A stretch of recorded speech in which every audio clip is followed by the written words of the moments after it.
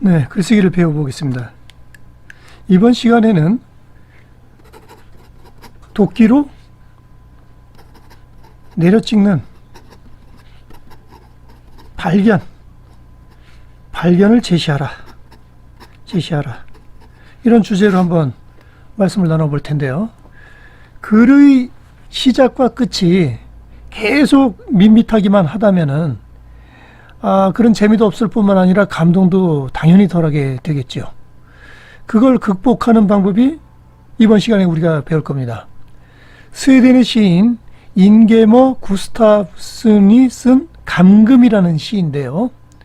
이 시를 인용하는 것은 글을 쓸 때 처음부터 하고픈 말을 다 쏟아내지 마시고 마치 우리가 국악에서 중중머리로 막 몰아가다가 절정에 이르러서 아주 사무쳐 그립게 하듯이, 글의 대단원에서 도끼를 들고 나와서 독자의 머리를 내려 찍듯이 그렇게 충격을 주라는 말입니다. 니체가 한 말이죠. 그럴 때 글이 노리는 효과는 훨씬 더 커지게 됩니다. 단순히 기법상의 문제만은 아니고요. 철학에 대한 문제입니다. 결국 내가 어떠한 이야기를 하고 어떠한 삶에 대한 철학을 갖고 이야기를 풀어나가고 있고 글을 풀어나가고 있는지 그거에 대한 얘기인데요. 자, 어디 한번 볼까요? 제목은 감금이고요. 감금. 구스타프슨. 한번 써볼까요? 나는 평생을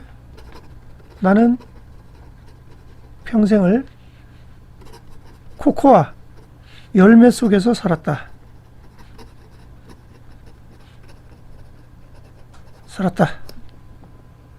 그것은 살기에 쾌적한 곳은 아니었다. 이 비저분이 그럴 수밖에 없죠. 쾌적한 곳은 아니었다. 속은 답답하고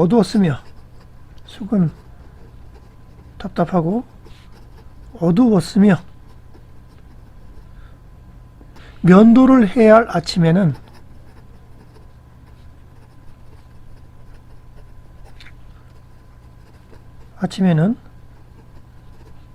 특히 더 그랬다. 남자분들은 아실 텐데요. 하지만 나를 가장 가슴 아프게 한 것은 바깥 세상과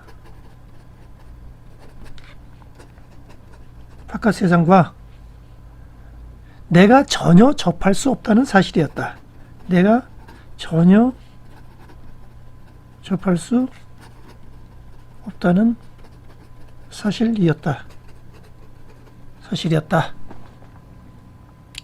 밖에 있는 어느 누구도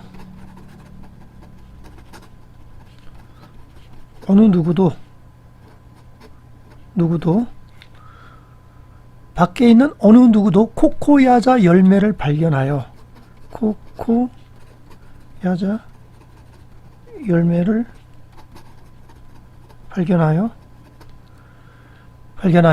깨트려 주지 않았기 때문에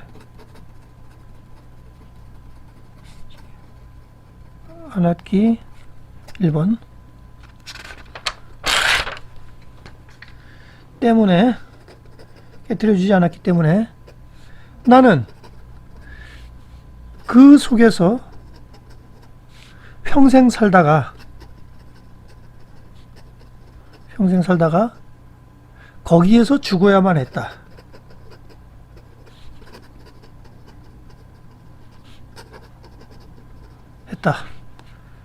나는 그 열매 속에서 죽었다.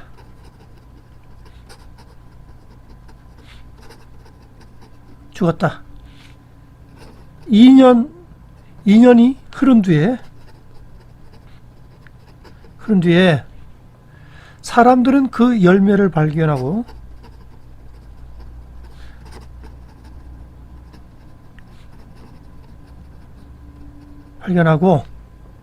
그것을 쪼개게 되었고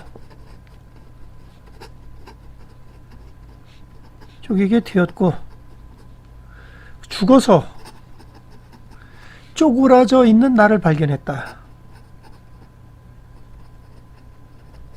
쪼그라져 있는 나를 발견했다.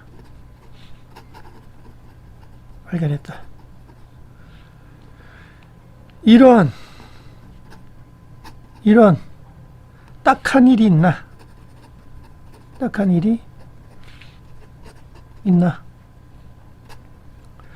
그들은 중얼거렸다. 안타까웠겠죠? 예. 우리가 좀 더 일찍 발견했더라면,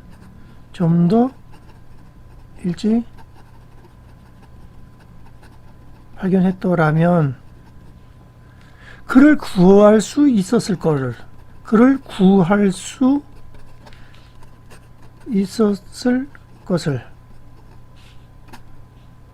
아마 이 사람같이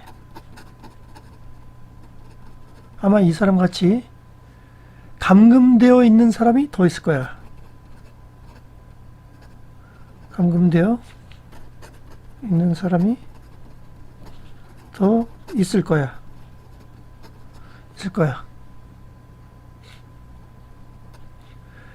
2번.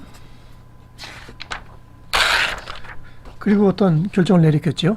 그리고 그들은 주위를 돌아다니면서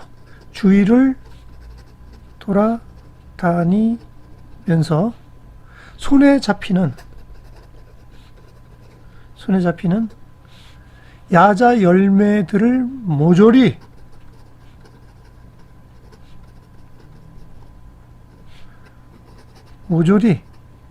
쪼개기 시작했다. 그것은 아무런 소용도 의미도 없는 일이었다. 그것은 아무런 소용도 의미도 없는 일이었다. 그리고 시간 낭비일 뿐이었다.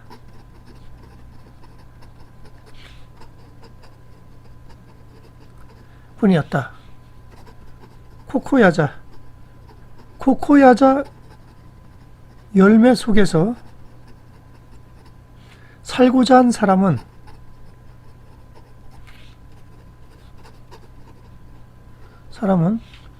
코코야자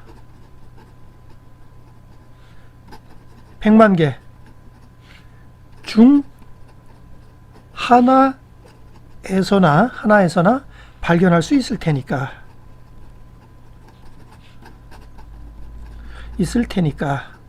예, 코코야자 열매 속에서 살고자 하는 사람은 코코야자 100만 개 중 하나에서나 발견할 수 있을 테니까. 그러나 여러분은 알 것이다.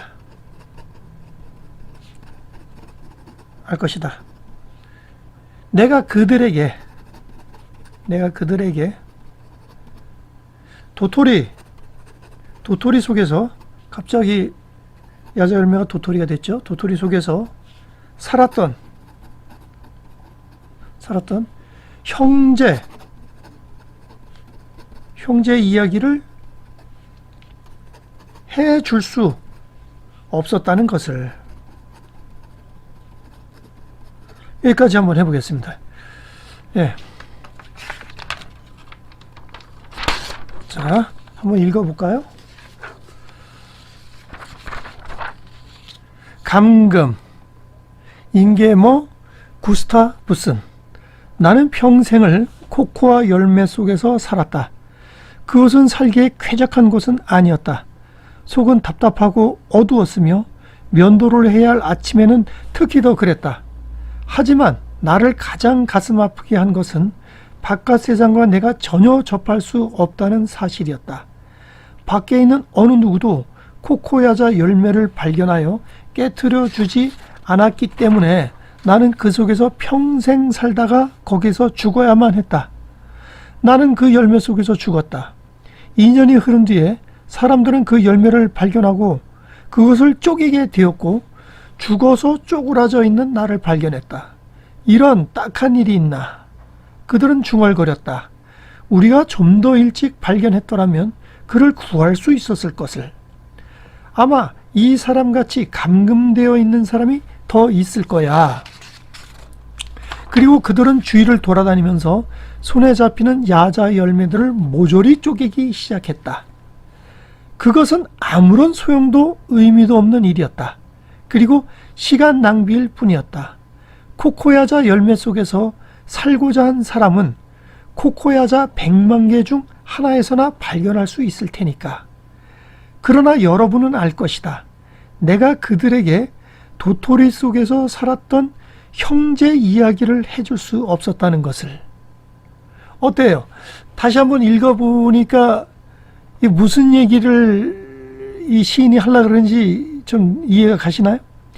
이 시는 시적인 압축미가 있거나 과감한 생략, 도약, 이런 시의 특성이 강하게 반영된 건 아닙니다.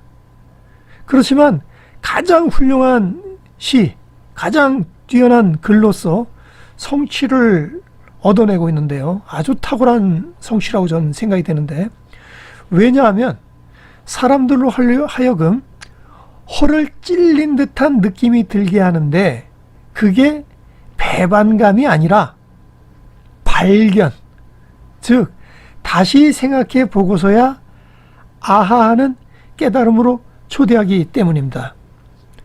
어떤 부분이 그렇게 아하는 깨달음으로 여러분을 초대할까요?